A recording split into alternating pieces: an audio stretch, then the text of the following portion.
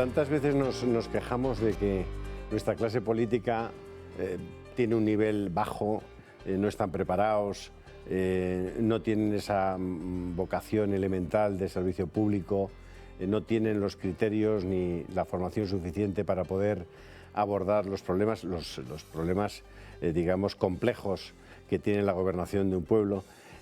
Hoy, esta noche, tenemos la fortuna de poder entrevistar a alguien con quien tenemos una relación habitual como contertulio en los programas de esta casa, pero que específicamente, al haber escrito un libro sobre la situación actual de España, fruto pues de la experiencia histórica a partir fundamentalmente de la transición española y, como él declara en su propio libro, sobre la dilapidación que se ha producido en España de los valores y de los activos de la transición. A partir de este libro y de la escritura de este libro hemos pensado que valía la pena tener una entrevista un poco más a fondo, más profunda, más concisa, más específica sobre las cosas que afirman tanto José Manuel García Margallo, que es nuestro invitado, como su compañero Fernando Eguidazu, su compañero de tareas literarias, ¿no? Bueno, primero darte las gracias por estar aquí, José Manuel, y preguntarte una cosa elemental. Es decir, entraremos, si quieres, un momento en tu currículum, pero me gustaría saber por qué decidís tú y Fernando escribir España en su laberinto. Pues esto surgió en 2020 y surgió, yo utilizaría la expresión de Ganivet, del dolor de España. Es decir, en ese año ya éramos conscientes de que España estaba entrando en una crisis existencial, la propia existencia de España, institucional y económica. España llevaba sin crecer desde el año 2006. Y nos pareció que había que reflexionar sobre ese tema. Y esa fue la razón. Cuando os planteáis el libro, os planteáis no solamente el enfoque de los problemas o de esa dilapidación de los valores de la transición, sino que os planteáis aportar soluciones. Claro, y la reflexión no es un libro de historia, es un ensayo histórico en que analizamos cómo España ha resuelto las distintas crisis que ha tenido desde el nacimiento de la modernidad, desde el reinado de Fernando VII y la entrada de España en el constitucionalismo, el final del antiguo régimen. Y llegamos a la conclusión de que hay crisis que se han resuelto bien y crisis que se han resuelto mal. Las crisis que se han resuelto bien son aquellas en que ha habido un acuerdo, un consenso, entre dos fuerzas nacionales que ocupan la centralidad política. Y se han resuelto mal aquellas crisis en que han predominado los extremos y lo que ha prevalecido es la discordia, la imagen de las dos Españas de la que hablaba Enlain Entralgo. Y si me permites, desde un punto de vista histórico, las crisis que analizamos es la crisis de Fernando VII, un enfrentamiento muy violento entre los serviles, los absolutistas y los constitucionalistas que se salda con una guerra civil, la guerra carlista. El reinado de Isabel II, que a partir de los 50 empieza a entrar en una situación muy complicada por el enfrentamiento entre los exaltados, que así se llamaban, los progresistas y los moderados, está a punto de resolverse después de la Vicalvarada, en que hay un matrimonio entre las dos fuerzas, entre Espartero y O'Donnell, y luego es la Unión Liberal de O'Donnell, que es la Unión de Centro Democrático de nuestra época, la que puede salvar el tema. Cuando O'Donnell desaparece y vuelve el enfrentamiento, llegamos a la Revolución Gloriosa, que se intenta resolver con una llamada monarquía democrática de Amadeo, que acaba yéndose diciendo estos están todos locos, la Primera República, que fue una catástrofe, y tiene que llevar la restauración, que es la siguiente crisis, y esa se resuelve bien. Y lo que pocos españoles saben es que es Cánovas el que la resuelve. Cánovas no era la derecha era Narváez, Cánovas es un reformista, y sobre todo comprende que necesita una fuerza de centro-izquierda, y él crea el Partido Liberal. Piensa primero en Serrano como líder de ese hipotético rival, lo descarta porque era militar, luego piensa en Ruiz Zorrilla, lo descarta porque era un botarate, y al final lo que hace es entenderse con Sagasta. Y eso permite que España supere acontecimientos trágicos. El más trágico, 1898, cuando se hunde la empresa americana, y al hundirse la empresa americana, España empieza a cuestionarse su ser como Estado. Hay un artículo, tú que has vivido en Barcelona, de la Veu de Cataluña, días antes de que se perdiese Cuba, en que dice, sea cual sea el desenlace de la guerra, España es un barco que se hunde y los pueblos que quieran sobrevivir tienen que cortar amarras. Y ahí nace el regeneracionismo, por un lado, en Cataluña y en el resto de España, y surgen los separatismos. Ya empieza la Liga Regionalista de Cambó, Pla de la Riba, etcétera, el separatismo vasco, el nacionalismo vasco con Sabino Arana. Y eso aguanta hasta 21. No es casual que nosotros empezásemos a pensar en el libro del 21. En el 21 se producen tres cosas. El desastre anual, que certifica el derrumbe del régimen de la Restauración, el asesinato de Eduardo Dato, que es el último regeneracionista que intenta tender puentes con los liberales, puentes que se habían roto con Maura, y aparece un libro que para mí es capital. Yo he estudiado en el País Vasco toda mi vida y esa cuestión para mí es vital, que es España invertebrada, en que Ortega dice el particularismo, la fragmentación, no solo entre regiones, sino también entre clases sociales, entre el ejército, la iglesia, etcétera. Y eso nos lleva a escribir y volvemos la vista a la transición. Y la transición, yo fui diputado constituyente, sale bien porque se basa primero en la reconciliación nacional. Si no hubiese habido reconciliación nacional, nada hubiese sido posible.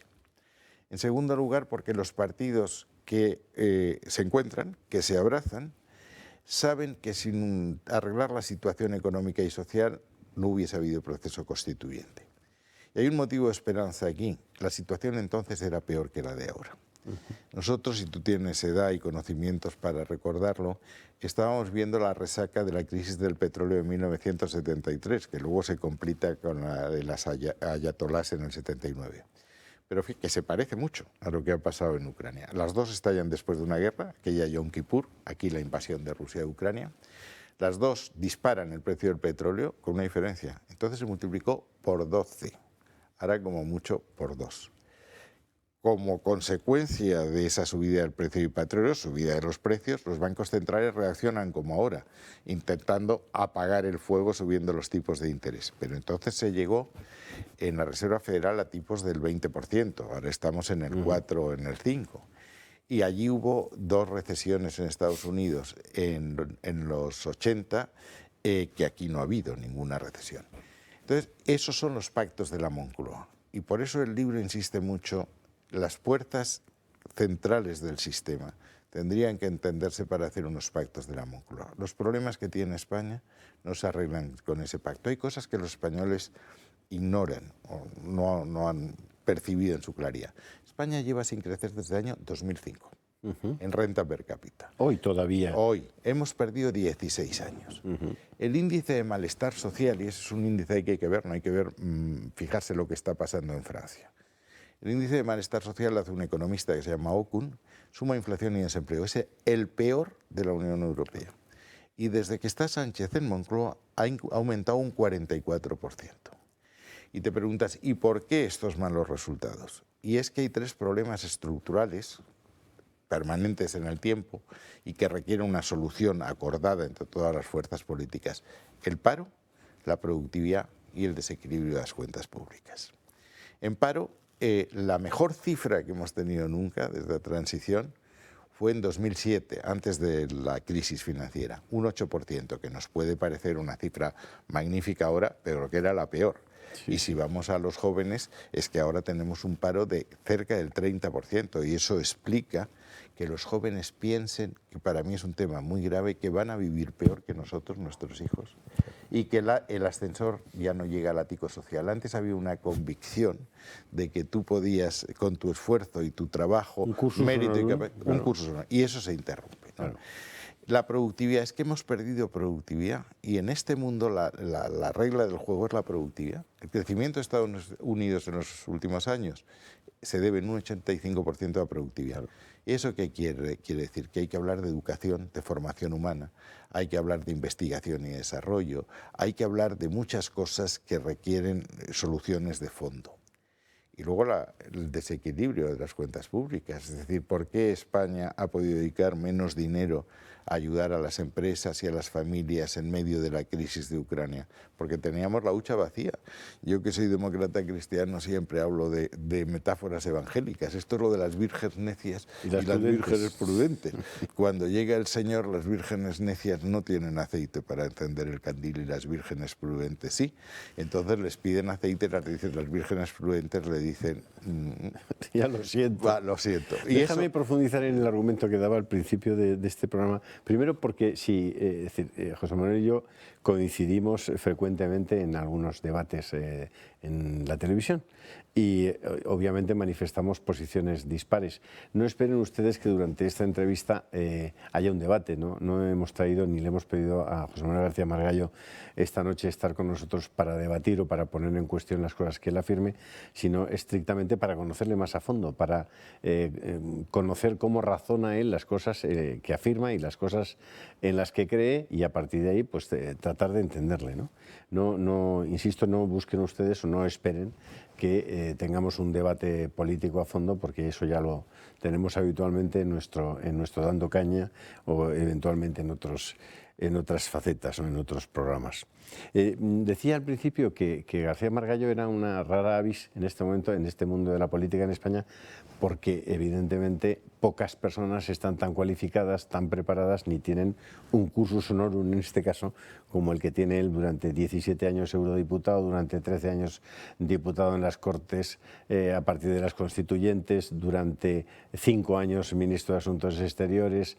En fin, poca gente podrá lucir un currículum, un expediente profesional y político como el que tiene quien es invitado esta noche con nosotros, ¿no? Y creo que eso sí que le da una autoritas, un saber especialmente reconocible y reconocido para poder manifestarse sobre los asuntos políticos, sus conocimientos de historia, sus conocimientos de derecho, sus conocimientos de geoestrategia o de política internacional, hace que charlar con él pues sea especialmente interesante, especialmente atractivo. Luego podrás o no estar de acuerdo en las opiniones que él vierte, pero desde luego respecto a los datos es muy difícil no estar de acuerdo con él porque los conoce. Dicho eso, yo creo que el planteamiento histórico que tú haces en el libro es un planteamiento que trata de llegar a un final optimista. Es decir, al final del libro hablas del famoso hilo, el mito de Ariadna, ¿no? El mito de Perseo, cuando Ariadna le propicia el que pueda matar al Minotauro, dándole un ovillo del que puede tirar y le va a permitir salir del laberinto una vez. Es decir, en ese camino, desde los destrozos que se producen a partir, digamos, del desencuentro de los distintos grupos políticos en España a partir de la transición, en ese camino, ¿realmente crees que hoy alguien puede propiciar ese hilo de Ariadna? ¿Alguien puede aportar ese hilo de Ariadna? ¿Hay elementos políticos en España para aportar eso? La sociedad está mucho menos polarizada que la clase política, y la polarización en la clase política es claramente provocada, es artificial. El punto de ruptura, nosotros decimos que es Rodríguez Zapatero cuando él se convierte en secretario general del Partido Socialista Obrero Español. El primero cambia el Partido Socialista, un partido socialdemócrata, que aspira a la regulación del mercado, a la provisión de servicios públicos, a la restitución de la renta, lo cambia en un partido radical, que quiere acaudillar a aquellos grupos que, con razón o sin razón, se han sentido agraviados a lo largo de la historia. Eso explica los excesos del feminismo radical que estamos viendo ahora en la ley sí es sí o en la ley trans. Apadrina las religiones minoritarias frente a la mayoritaria, eso es la Alianza por Civilizaciones, y hace un pacto de hierro que es donde está, a mi juicio, la raíz del problema, con los partidos separatistas de las nacionalidades históricas. Zapatero llega a la conclusión de que para que el Partido Popular no vuelva a ganar, él nunca más después de esto de andar, él tiene que cerrar un pacto con los separatistas en Cataluña, en el País Vasco y en Galicia. Pacto por el cual los nacionalistas le apoyan sin condiciones en Madrid y él pone el Partido Socialista Obrero Español como muleta de esos partidos en las nacionalidades históricas. Eso es el pacto de Tinel, que plasma esa idea. ¿Cómo la plasma? Hace un pacto con Esquerra Republicana, con Iniciativa per Catalunya y el PSC de Maragall, que derivó luego a un separatismo extremo. Dice, yo aceptaré cualquier estatuto que venga del Parlamento de Cataluña. Eso es la negación de la nación española. La nación es una comunidad en que todos tenemos que opinar de los de todos. No hay territorios exentos. Y segundo, se comprometen los firmantes a no hablar con el Partido Popular ni en Cataluña ni fuera de Cataluña en ninguna cuestión. Tú eres muy crítico, hablas de un asunto en el que te zafas especialmente porque explicas cómo no eras partidario de los recursos de inconstitucionalidad cuando ya se había producido el referéndum. ¿Es correcto? Es correcto. Vamos, yo para dar la secuencia exacta, yo lo que dije es que el referéndum que se celebró en noviembre de 2014, que es donde el Partido Popular explota, es donde nace Ciudadanos y posteriormente Vox, no se debía haber celebrado. Y como yo respeto mis compromisos, el Consejo de Ministros tiene deber de confidencialidad, lo dije, el referéndum es en noviembre del 2014, el 9 de noviembre. Yo lo dije en septiembre en Europa Press, en una conferencia, y dije, ese referéndum no se puede celebrar. La pregunta era ¿cómo? Y es cuando por primera vez yo digo aplicando el artículo 155, 24 horas, poniendo los Mossos de Escuadra a las órdenes del ministro del Interior y destruyendo físicamente papeletas y urnas. Y al mismo tiempo abrir un proceso de negociación sobre tres cosas. La primera, la reforma de la Constitución en lo que había que reformar para conservar lo que Cánovas llamaba las verdades madre, la unidad de España, el respeto a la ley, la economía social de mercado, la monarquía parlamentaria, que había cosas que reformar, por supuesto. Y habrá que reformarlas ahora, nuevas libertades, habrá que hablar de la protección del individuo frente a los avances de la biomedicina, de los avances de las redes sociales, la protección de la intimidad, hay derechos sociales como la formación continua, hay que reformar el Senado para que sea un punto de encuentro entre las comunidades autónomas con la administración central, hay que acabar con este desmadre competencial que tenemos, acabando con el artículo 152, que hace que sea una cuestión abierta y por tanto no resoluble. Hay que hablar de financiación autonómica, hay que hacer una cláusula, un título europeo, muchas cosas. Y eso hay que reformarlo porque la Constitución, que es muy buena, tiene grietas por el paso del tiempo. Arreglémosla. Yo propuse una ley de lenguas, que es Cambó decía que el alma de un pueblo es la lengua, y uno de los grandes problemas que hemos tenido en Cataluña ha sido el tema de la lengua. Y España es el único país con Bélgica que, teniendo en su territorio varias lenguas, no tiene una ley nacional que sea un paso intermedio entre el artículo 3 de la Constitución y las leyes autonómicas. Y había que haber arreglado la financiación autonómica sentando la corresponsabilidad. Que el que gaste asuma el desgaste político de pedir impuestos. Y esto yo lo hablé con Artur Mas y en principio era razonable. No se hizo. Entonces, ¿qué pasa con el estatuto? Vuelvo a la pregunta. Que se celebra el referéndum y ahí es cuando tú le dices a Rajoy, oiga, no podemos ir contra esto. No. O no es fácil. Dice, recuerda que Companys... No. Él tú le está haces en una contra del advertencia. 155. Él es antes, porque el referéndum es de 2003-2004. Aquí estamos hablando ya de 2014. Pero es que he confundido la pregunta. 2003-2004, yo le recuerdo históricamente la segunda vez que Cataluña proclama la independencia, la primera fue en 1640, que demuestra que la independencia siempre se pide cuando España está en una situación de debilidad, lo explica muy bien Cambó. Dice la independencia solo será posible si España está envuelta en un conflicto exterior o en una situación de debilidad interior. Lo hicieron en 1640, lo hicieron en la guerra de sucesión, de alguna manera, lo hicieron en 1931, lo hicieron en el 34, y yo dije, hablando del 34, el motivo que esgrime la Generalitat para proclamar la independencia, el Estat català, es la resaca de la sentencia del Tribunal Constitucional contra una ley absolutamente menor, que era una ley de contratos de cultivo. Y aquí se produce lo mismo, también con un tema muy menor. Cada vez que yo voy a Cataluña, pregunto, ¿cuántos artículos anuló el Tribunal Constitucional? Son 223. Eso lo explicas en el libro, efectivamente.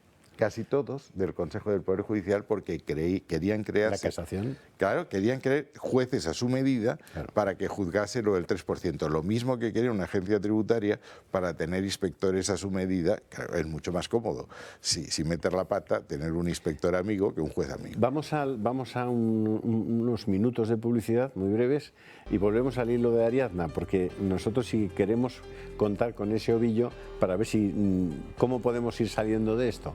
Hasta ahora mismo. Eso...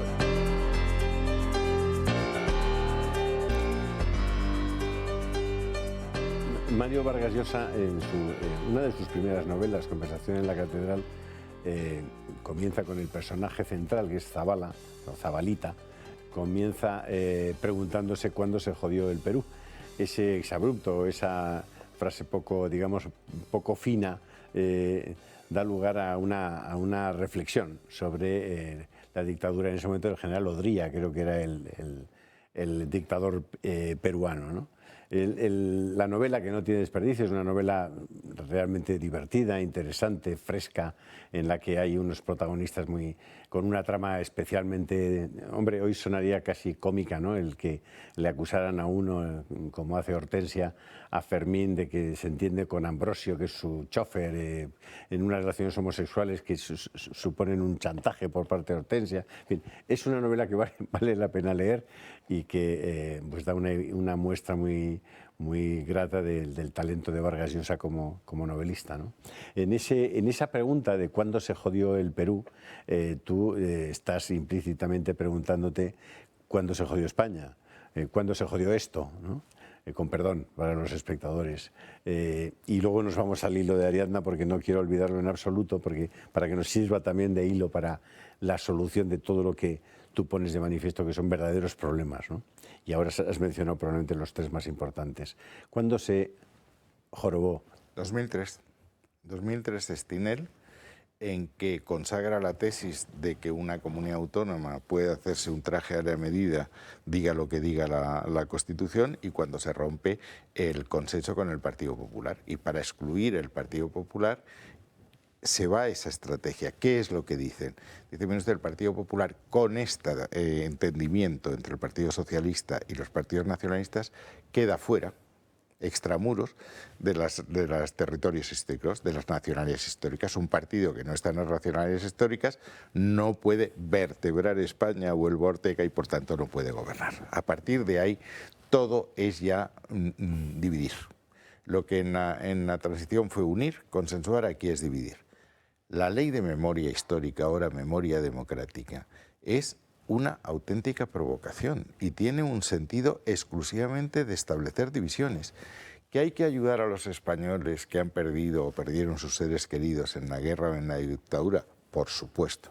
Y yo hubiese hecho del Estado esa tarea. Ahora, volver a reabrir la guerra civil para mitificar la República, que es la segunda fuente. Ellos son los herederos de la República, nosotros somos los herederos del franquismo. Claro, la República, si hablamos de la República, nosotros recordamos que la República duró 5 años, igual que el gobierno de Suárez. Tú haces muchas referencias a la Constitución del 31. Es que y además durísimas, porque efectivamente tenía algunos aspectos que eran completamente inaceptables. Y por demás tú explicas, si no recuerdo mal, que no es el fruto del consenso entre las izquierdas y las derechas, sino que es el consenso entre los radicales y los más radicales, ¿no? Eso es lo que explica Ortega. Dice, España está preparada para cualquier reforma, por ambiciosa que sea. Lo que no está preparada es para el radicalismo, la exclusión de otro.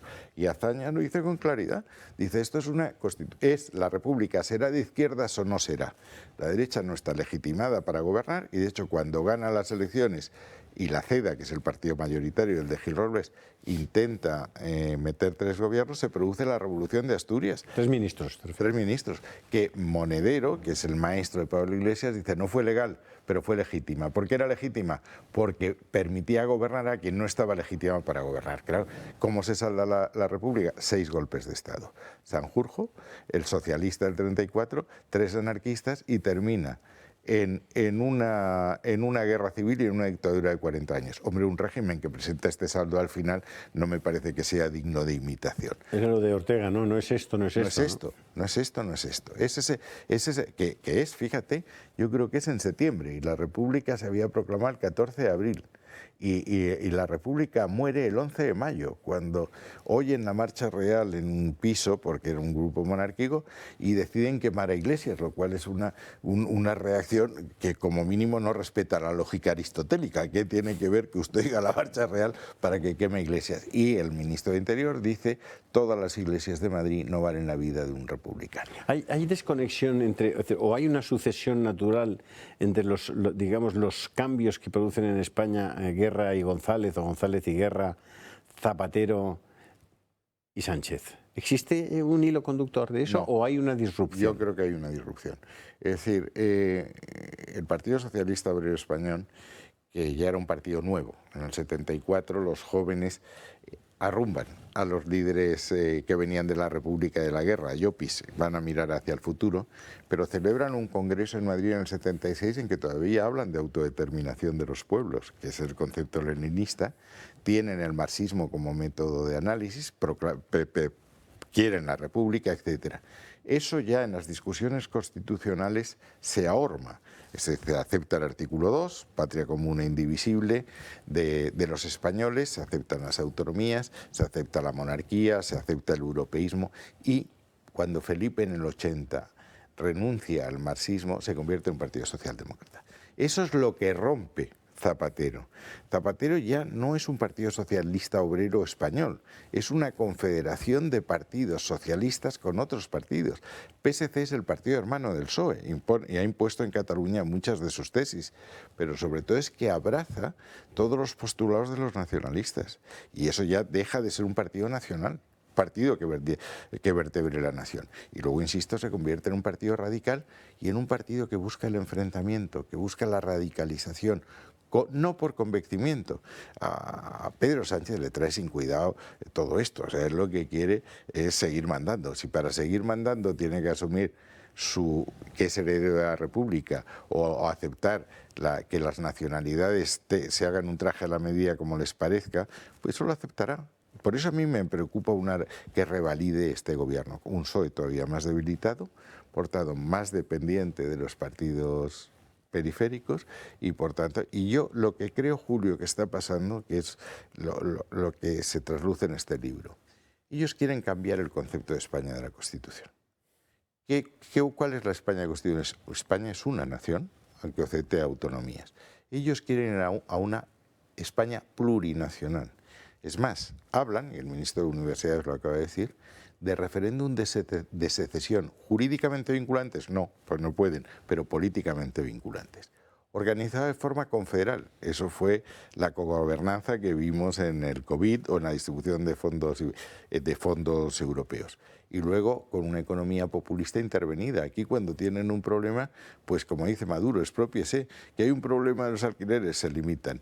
Que hay un problema con las hipotecas, se limitan los préstamos. Que hay un problema con los alimentos, cartillas de racionamiento. Miren ustedes que eso no funciona. Bueno, quieren hacer eso. No pueden dentro de la Constitución española. Tampoco la pueden cambiar.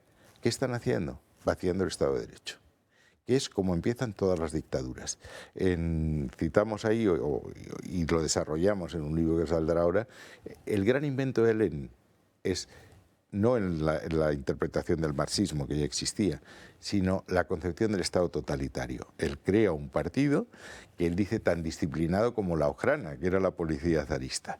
Y lo que hace es eso. Y su primer discípulo es Benito Mussolini, que del 22 al 25 está gobernando con un parlamento en donde él tiene 35 diputados, pero que le da plenos poderes, empieza a hacer decretos leyes, como aquí, empieza a crear, no ocupa las instituciones, sino que crea paralelas. El Parlamento lo deja, pero crea el Consejo Nacional Fascista. En fin, esto es lo que yo creo que va a pasar. Es decir, está en peligro España, que es lo que más me importa, como te puedes imaginar, pero está también en peligro la democracia parlamentaria, la democracia liberal. ¿Tú le atribuyes alguna importancia, digamos, en el desarrollo de los hechos históricos, sobre todo en el tema de la lucha contra ETA y de las fuerzas, digamos, centrífugas a el que el propio Felipe González, el presidente del gobierno, asumiera tranquilamente desde el punto de vista de los hechos y de los efectos los 30 muertos de los GAL? No. No, vamos, yo creo que eso fue un error. Es decir, ¿Fue un crimen? En el libro siempre decimos, cuando un Estado de Derecho se legitima cuando respeta sus propias reglas. Claro. Y lo que nosotros dijimos, el GAL, usted está infringiendo sus propias reglas. Y eso es muy grave. Y por eso Aznar, que es el que de verdad acaba con ETA, él dice, con la ley, solo con la ley, pero con toda la ley. Y ahí tú lo recordarás, porque has estado en política mucho tiempo, él va al País Vasco, Aznar lo quiere matar ETA. Y dice que va a ir contra ETA con todo, lo cual rompe la lógica imperante hasta entonces. Era la lógica acción-reacción, no hagamos nada porque la reacción va a ser muy violenta.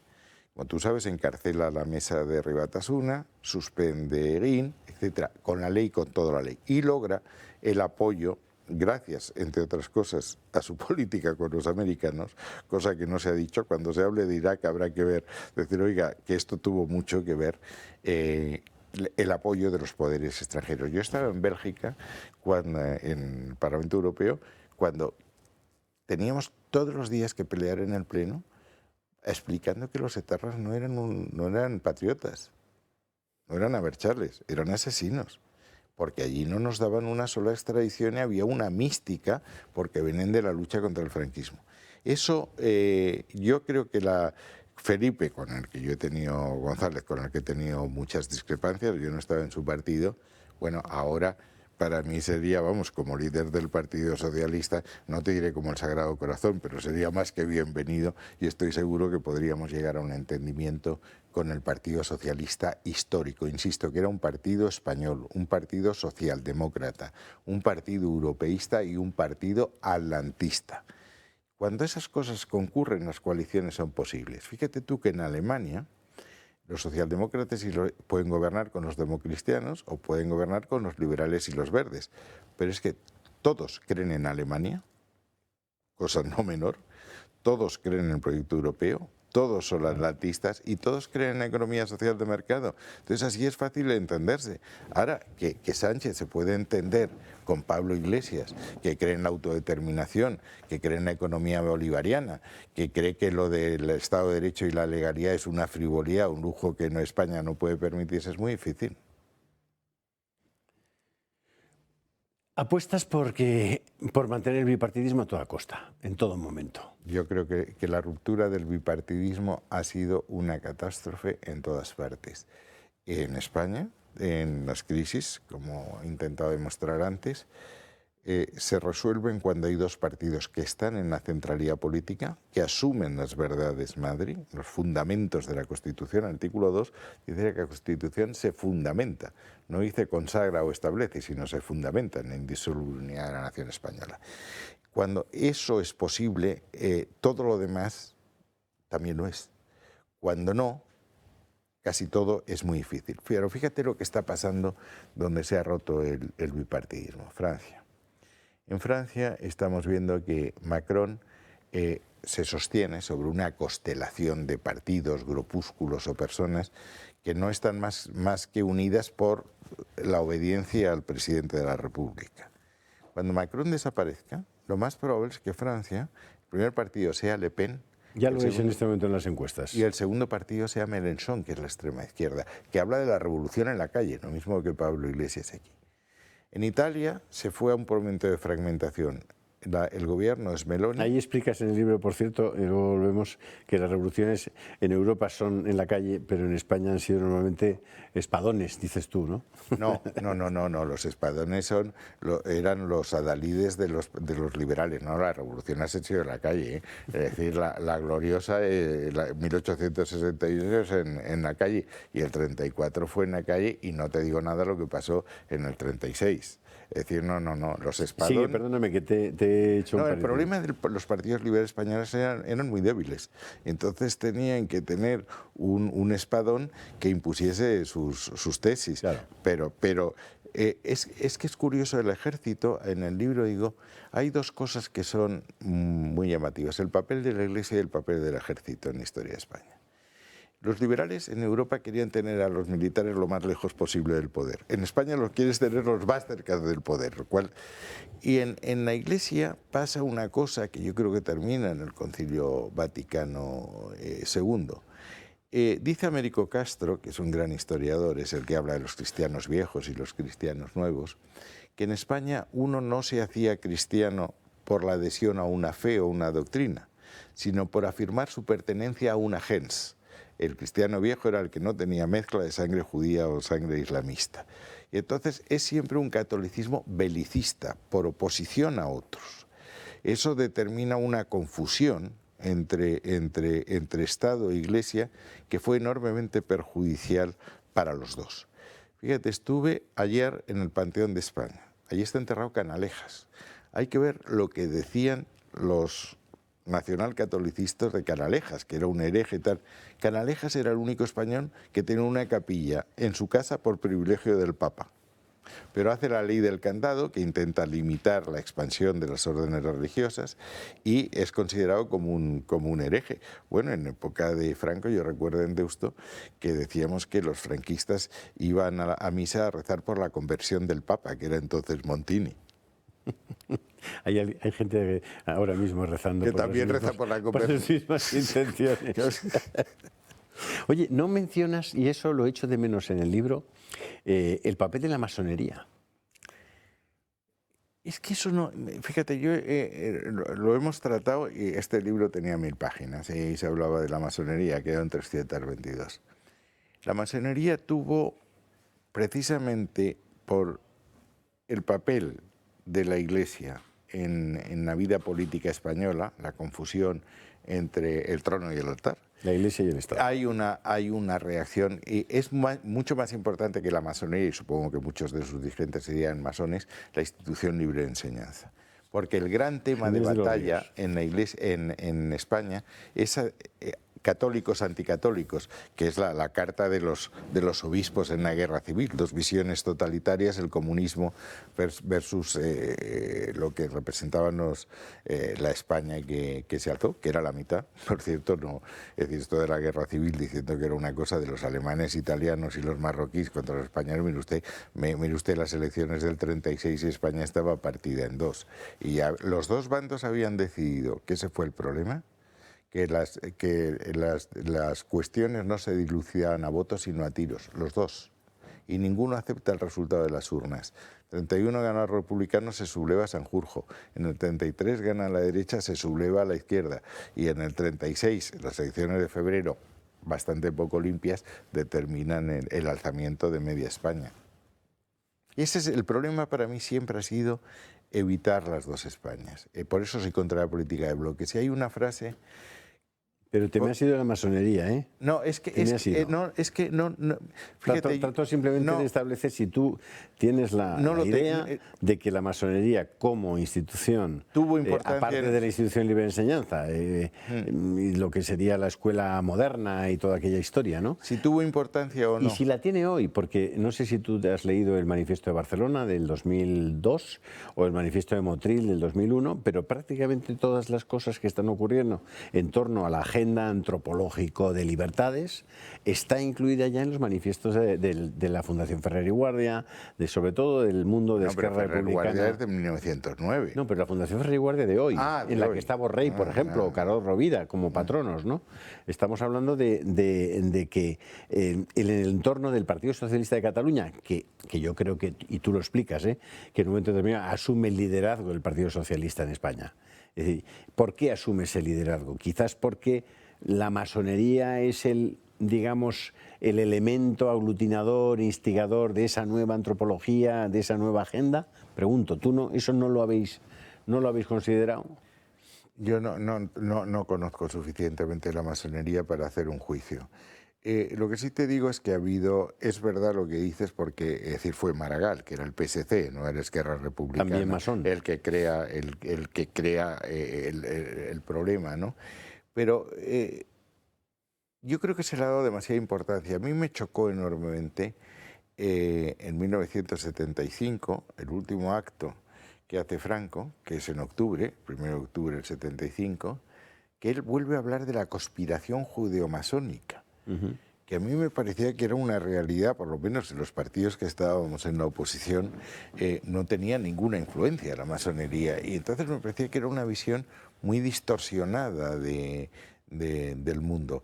Pero no tengo respuesta. No sé si en el 19 tuvo o no tuvo. La tuvo mucho en Italia, porque fue el problema de la unificación de Italia con la oposición de la Santa Sede, pero no estoy nada seguro de que en España tuviese una influencia tan importante, ¿eh? En ese, Ortega no era masón, desde luego ¿Eh? Ortega no era masón, ni lo era Madariaga.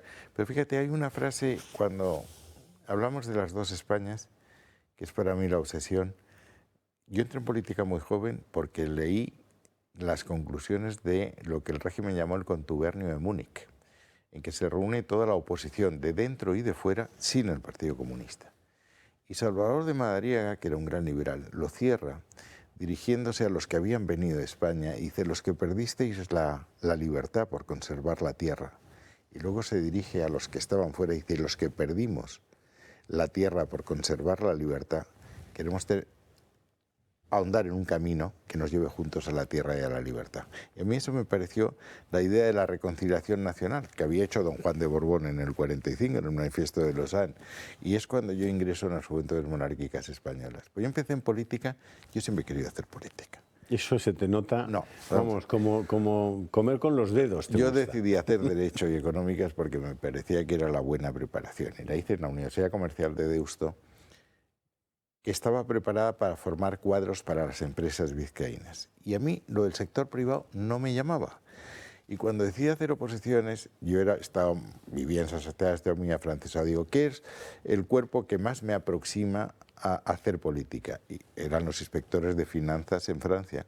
Y me hice inspector de finanzas. Y luego me fui a Harvard, cuando yo era técnico fiscal del Estado, porque creía que necesitaba una preparación, una visión del mundo desde Estados Unidos. Siempre he pensado, y ahora pues he tenido muchas ofertas en la empresa privada, pero a mí es que, como dicen los niños, es que no me pone eso. No, y se te nota. No, y por eso yo le decía siempre a Rajoy, es que es la idea obsesiva en el libro, es que tienes que tener una idea de España. Es decir, si tú quieres hacer política, eso lo decía muy bien De Gaulle. Dice: yo tengo sí una idea muy clara de Francia. Me la dicta tanto el corazón como la razón. Sin una idea de España, puedes ser un director financiero del Corte Inglés o de Zara magníficamente pagado, pero no puedes hacer política. José Manuel, ¿qué importancia le das en todo ese proceso, en ese cuando se jodió el Perú, de Zabala o Zabalita? ¿Qué importancia le das al 11M? El 11M determinó un cambio de rumbo. Es así de sencillo. Yo acompañaba al candidato, que era Mariano Rajoy. Llegamos él, yo creo que era el jueves, a Torrejón. Habíamos estado en Huesca y en Barcelona. Y al día siguiente íbamos a ir a Sevilla, donde Mariano Rajoy iba a hacer un discurso muy parecido al de la nueva frontera de Kennedy, pero y hablando al rassemblement, a la unión de los españoles para resolver problemas. Teníamos 175 escaños. Y al día siguiente íbamos a salir, insisto, de Torrejón. Yo vivo muy cerca del partido. Cuando me iba a ir a Génova para coger los coches y irnos a tal, me dice mi mujer: aquí se están produciendo explosiones, no se sabe qué es y tal. Entonces me fui a Génova y eran las 10 o las 10:30. Y entró, y estaba el candidato, Mariano Rajoy, y cuando entraron algunos de sus asesores importantes, yo dije: ¿pero quién ha sido? Y la respuesta fue: si ha sido ETA, nos salimos del mapa; si han sido los moritos, nos vamos a casa. Mi primera reacción fue decirle a Rajoy, pídele al presidente Aznar que convoque al pacto antiterrorista, porque la información que tenemos nosotros la tienen ellos o más. Para, que está interesante. Vamos a un minuto de publicidad. Estamos ahora mismo con ustedes.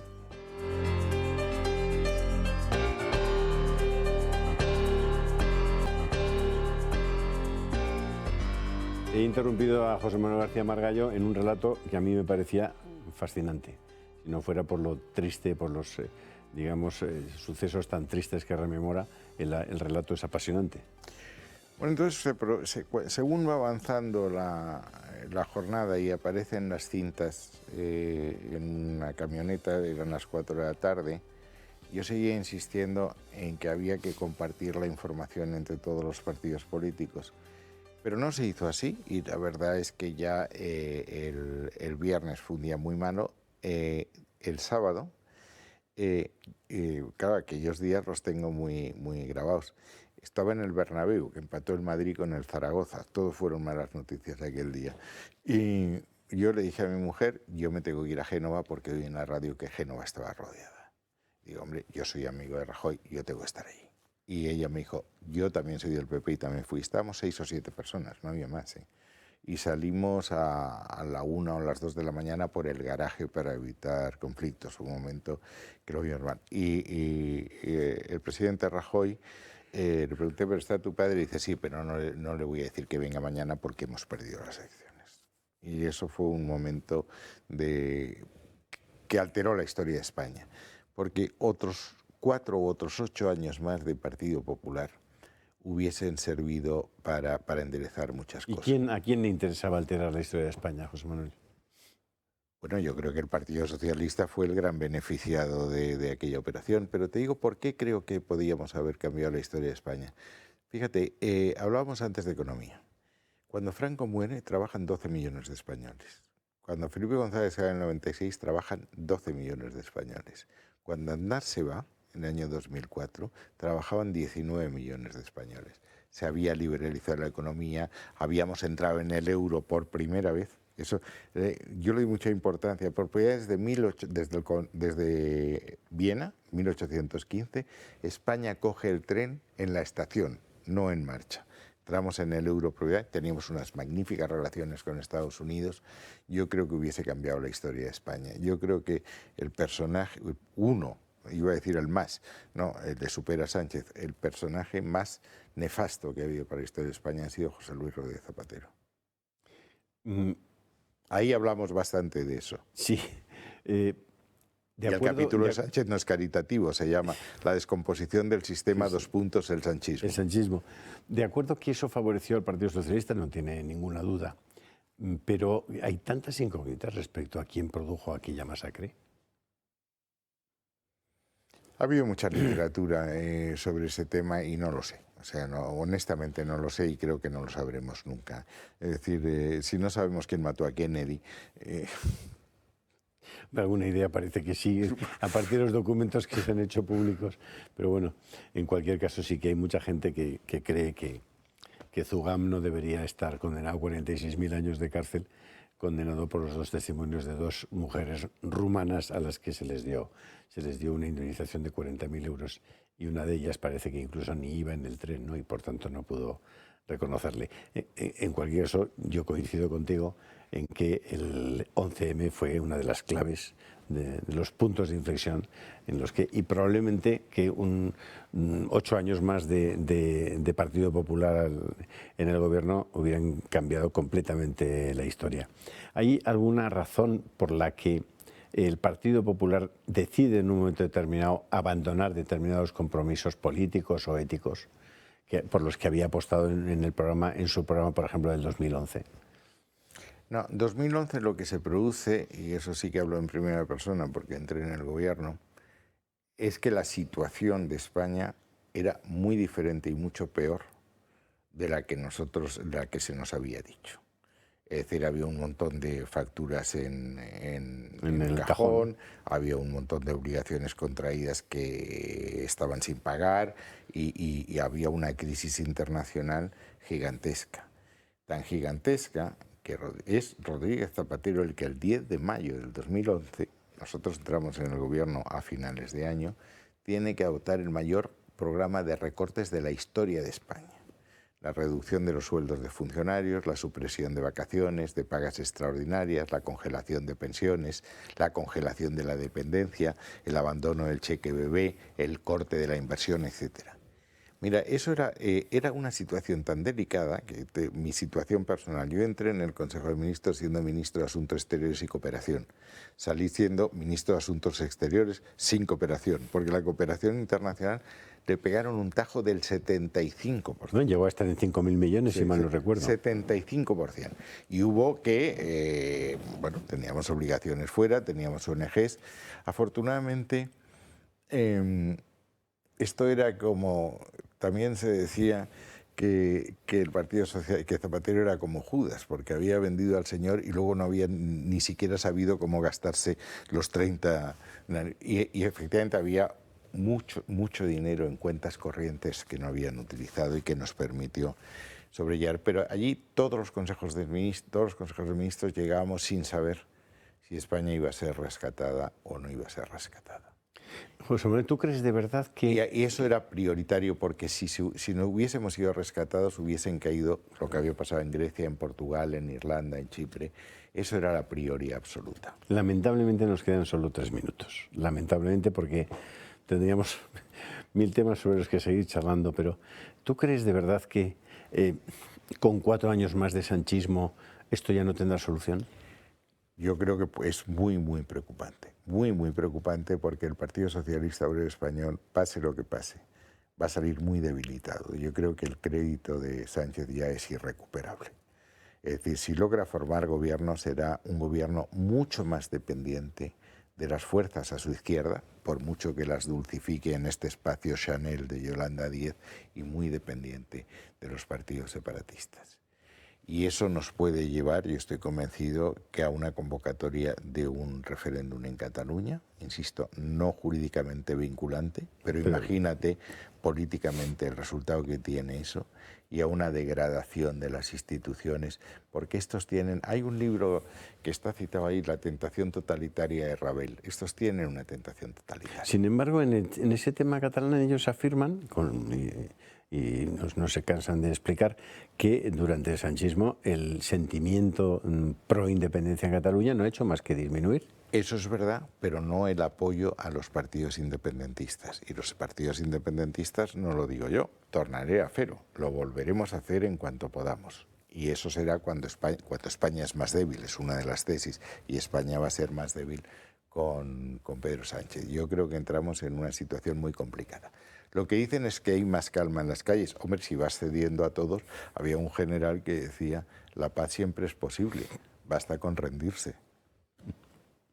En economía, la expectativa no sería mucho más halagüeña, ¿no?, que lo que ocurriría en el tema catalán. Economía, ¿no? Yo creo que un gobierno débil. Es decir, es que los problemas que tiene España, estos problemas estructurales, paro, productividad, envejecimiento de la población, pensiones, deuda pública, todo esto requiere un gran pacto nacional. Por eso yo creo que el triunfo de un bloque, sea cual sea, no soluciona sin el entendimiento con el otro. Esa es la tesis que intentamos defender y lo intentamos probar con cómo ha ido la historia de España desde Fernando VII. Y sin embargo, ¿no creéis que habría que desandar primero una parte del camino para poder afrontar una negociación de tú a tú, no de rodillas, como se plantearía ahora? No, primero tenemos que ser mayoritarios y segundo, tiene que producirse una revolución interna en el Partido Socialista. Es decir, con este Partido Socialista, pero Aznar lo dijo muy claro. ¿Y si no se produce, José Manuel? Pues si no se producen las perspectivas, para la esperanza para España esperan malos años. ¿Tú ves líderes en el Partido Socialista capaces de plantear una Los líderes nacen. Es decir, Adenauer era un señor que no conocía a nadie. Bueno, era alcalde de Colonia. Bueno, sí que no parece. El general de Gaulle era coronel. Y entonces cuando toda Francia, eso hay que leer el libro de Chávez Nogales, La agonía de Francia, surge un de Gaulle. Es decir, esto, la necesidad crea el órgano. Amigos, España en su laberinto, José Manuel García Margallo, Fernando Eguidazu, un libro para reflexionar, un libro que te abre, sin duda te plantea muchas cuestiones, pero que te aporta muchas ideas nuevas y el conocimiento suficiente para pensar que efectivamente puede haber esperanza y desde luego no solamente te da que pensar, te da un montón de información y un montón de datos sobre los que se puede pensar, porque como no tengas una mínima formación e información, no hay nada que hacer. Está dedicado a todos los que han hecho del servicio a España su razón de ser. Muchas gracias, José Manuel, y felicidades a ti y a Fernando Eguidazu. Muchas gracias y muchas gracias Hasta la próxima, amigos.